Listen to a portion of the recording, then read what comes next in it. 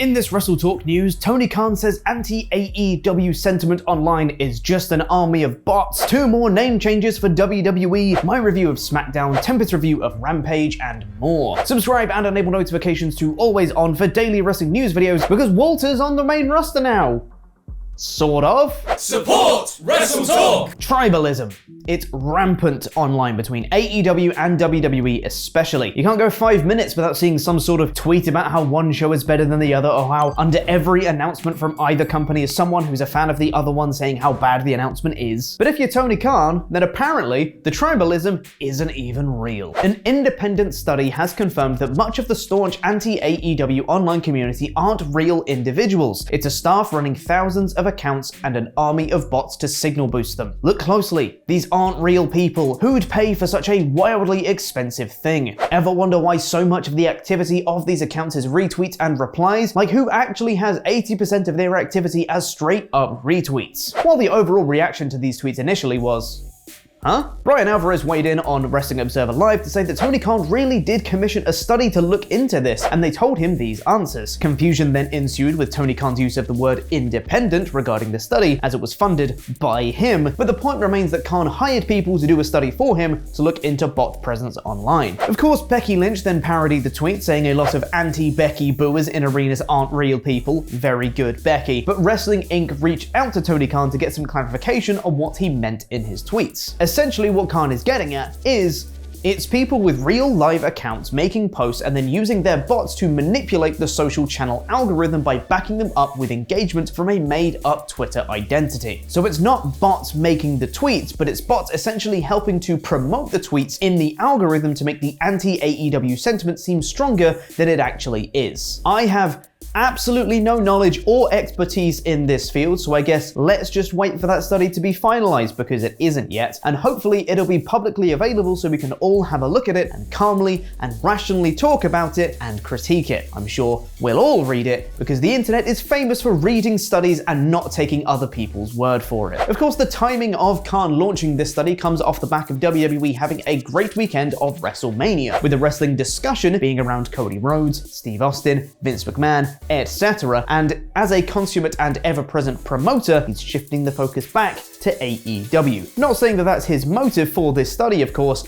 I just thought it was interesting to note. At WrestleMania itself though, Ronda Rousey failed to beat Charlotte Flair when many people, me included, thought Ronda was a shoo-in to beat her at the show of shows. However, Charlotte handed Ronda her first singles loss in WWE, and now Dave Meltzer of the Wrestling Observer has revealed why. The idea is for this to be a long-term program, and thus the belief was Flair had to win the first match, even if Flair got the better of Rousey as well as in the angles leading up to it. As we saw on last night's SmackDown, the feud is indeed continuing with Flair and Rousey, so get ready for them to run the feud into the ground between now and SummerSlam.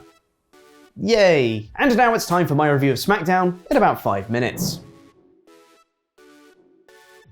Thank you for being awesome pledge hammers on Patreon, the $100 Man CD Horvier, and Mad Mac the Meat Father. You can get your own shout out and loads of extra bonus content by visiting us at patreon.com/WrestleTalk. Just like Raw this week, this whole episode of SmackDown was built around Roman Reigns' big announcement of what's next for him and his undisputed WWE Universal Championship. I sure hope it doesn't disappoint. Again. But the show itself started with Ronda Rousey cutting another promo. Why do they keep insisting on having Ronda cut a lot of promos when her biggest asset is her in-ring work? Regardless, her promo was fine, and she challenged Charlotte Flair to an I Quit match at WrestleMania Backlash, which makes a lot of sense after the false tap-out finish from Mania. Charlotte Flair then appeared on the Tron and said no to the challenge. Well, I guess that's that then. But later in the show, Adam Pearce was handed a note and said no, he can't meet with Ronda right now. And in another segment, he was meeting with Jinder Mahal and Shanky and was interrupted by Ronda, who asked if her match has been made official yet, but Charlotte said no. Who decides the matches around here? Pearce said it's not official yet, but he's expecting an answer tomorrow. An answer? From who?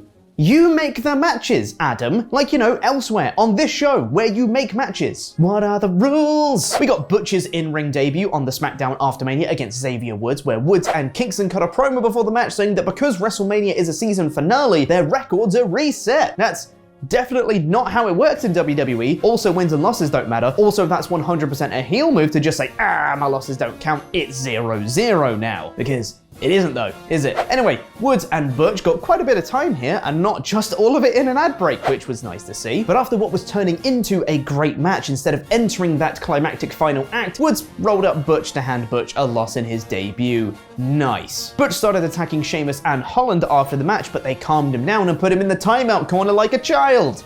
Nice. Sami Zayn backstage said he wanted an anything goes match at WrestleMania, not an everyone's welcome match, and he wanted to fight the next person that walked out of that locker room door, who turned out to be Drew McIntyre. Zayn tried to then say he wanted the next person, but Pierce said the match was official, so he has matchmaking powers, but he also doesn't have matchmaking powers for Ronda's match. What are the rules? Up next came the huge main roster debut, not counting Survivor Series 2019, of Walter. I've got no notes here. It was great to see Walter, and he beat up a local jobber and chopped him a lot. This was perfect. Once again, no notes. What's this? Oh yeah. He was joined by Marcel Bartel, who had been renamed Ludwig Kaiser, and he was wearing red now for some reason. His name is Gunther, and they changed his music from the iconic Symphony No. 9 to E minor. It's Walter! Sort of. But at the very least, his in-ring style was almost exactly the same, and that's the most important bit to get right. So you know what? You can have the rest of it. Just give me Walter chopping dudes. Also, there was no Fabian Eichner, so R.I.P. Imperium, I guess. At one point, the crowd started chanting Walter, yes please, don't let WWE forget that, and commentary tried to tell us it was a Gunther chant. We do have ears, you know. Up next was another call-up, this time for Raquel Gonzalez. Wait, no, sorry. Raquel Rodriguez. Why? What was wrong with Raquel Gonzalez? Los Lotharios tried to kiss her backstage, but she said no, and then asked if they were always this annoying. Great stuff. I'm sure it's the main roster call-up she's always dreamed of.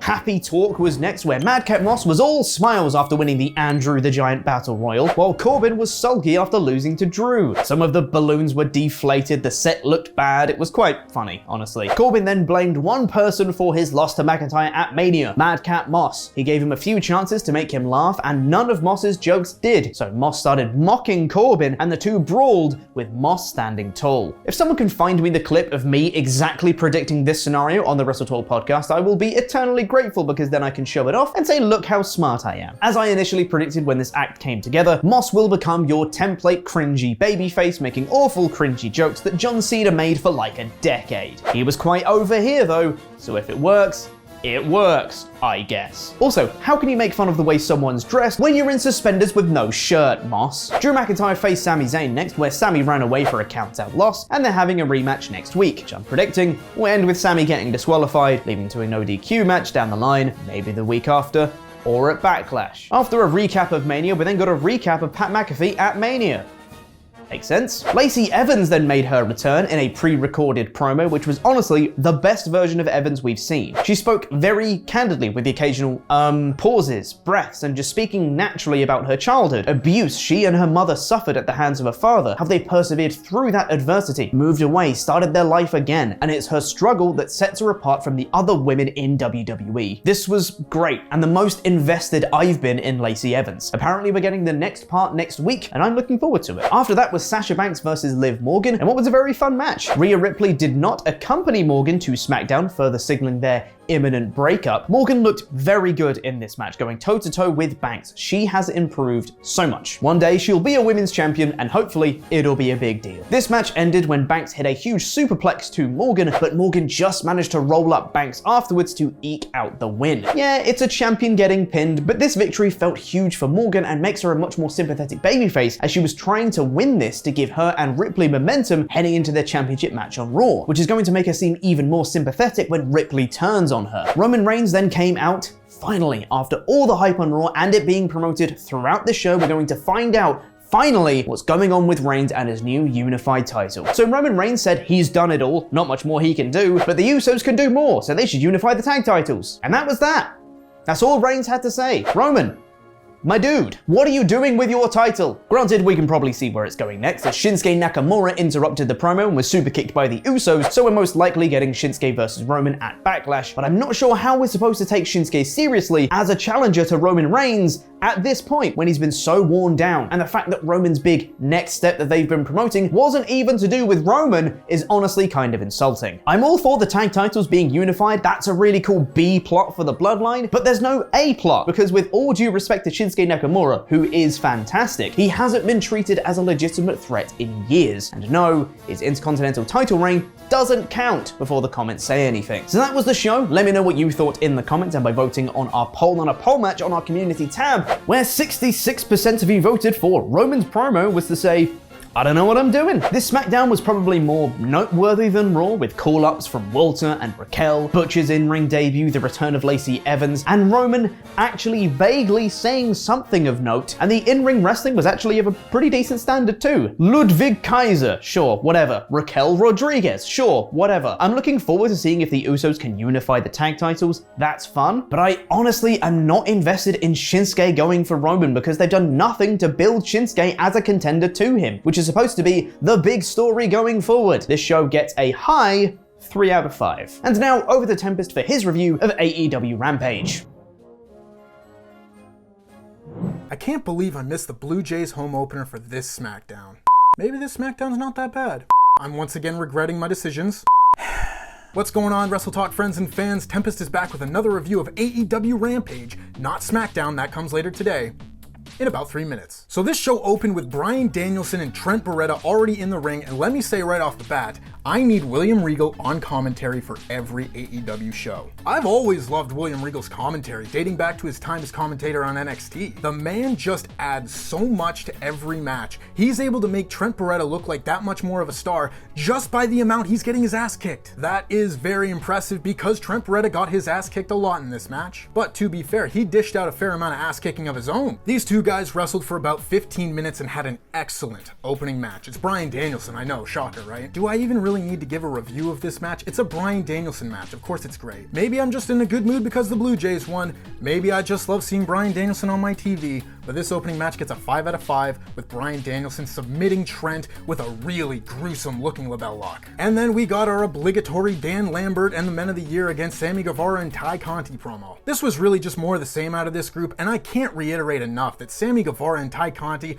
are so miscast as babyfaces here. These two have such cool kids table presence. And it's weird because I really enjoy the work of Sammy Guevara and I really enjoy the work of Ty Conti, but them together, it's just heat. This might sound harsh to Kip Sabian, but I really do think Sammy and Ty could be what Kip Sabian and Penelope Ford tried to be. One interesting thing though, as Sammy Guevara interrupted Dan Lambert, he said, "Would you please shut the hell up?" We haven't gotten a lot of connection from Sammy Guevara and the Inner Circle breakup, so seeing him still mention one of Chris Jericho's catchphrases, linking them. It's a side note, but I can't wait for that Chris Jericho-Sammy Guevara match. Yeah, overall, I didn't like this promo, and I really don't like that seeing the TNT title on TV makes me sad now. It wasn't as bad as some of those other promos Dan Lambert and company have cut, and for that reason, it gets a 2 out of 5. And then we got our next match as Swerve Strickland took on QT Marshall. This was more of a showcase match for Swerve Strickland. It wasn't a squash in the sense that he didn't dominate his opponent, but he did get most of the offense in this match. Swerve was able to get the factory ejected from ringside, and then he was able to hit the house call for the win. Ricky Starks cut Swerve's celebration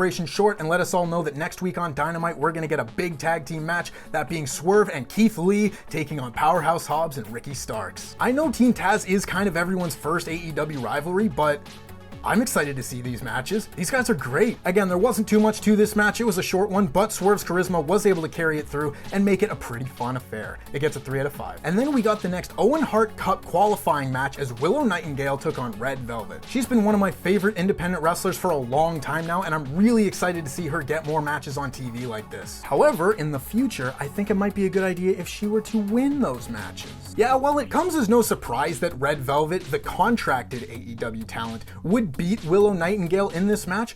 I think they missed the boat on a really cool moment here. And that's not me saying that Red Velvet doesn't deserve her flowers too. I just really like Willow Nightingale. Willow was even able to kick out of Red Velvet's finish, the Just Desserts, to a huge pop from the crowd. There's no secret that they were solidly behind Willow Nightingale, and I think a lot of that is just because of the circumstances that Red Velvet's been put in over the last few months. She's had to play opposite to a lot of really popular rising stars, like with Britt Baker in Pittsburgh, and at this point I think you could turn her heel too. She's got a very natural swagger about her, and I think that would translate very well to being a heel. However, Red Velvet was able to hit a backstabber and a corkscrew kick to pick up the win, advancing to the Owen Hart Cup. This match was very fun. Please sign Willow Nightingale. I'm very interested to see how good this match could be if it was given a little bit more time. That being said, it was a pretty short match, and I'm going to give it a 3 out of 5. And then we had our main event as Jon Moxley took on the new Ring of Honor Pure Champion, Wheeler Yuta. I loved this match.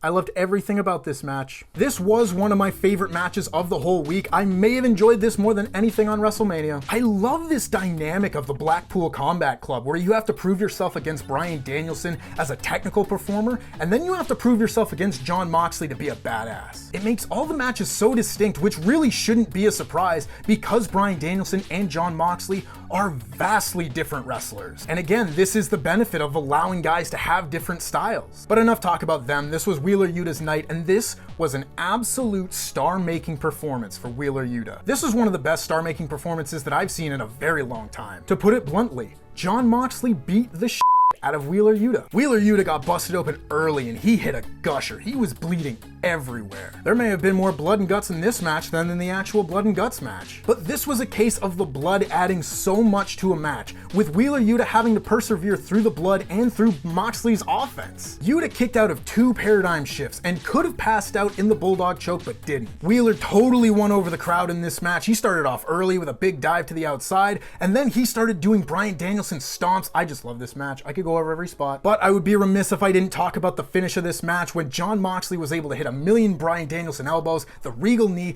and the elevated paradigm shift, only for Wheeler Yuta to kick out. He was immediately grabbed and choked out, but that near fall was maybe my favorite near fall of the whole year. And then the show goes off the air with William Regal shaking Wheeler Yuta's hand and Jon Moxley telling him the real work has just begun. This program is perfect. Everyone's allowed to have their different tastes in pro wrestling.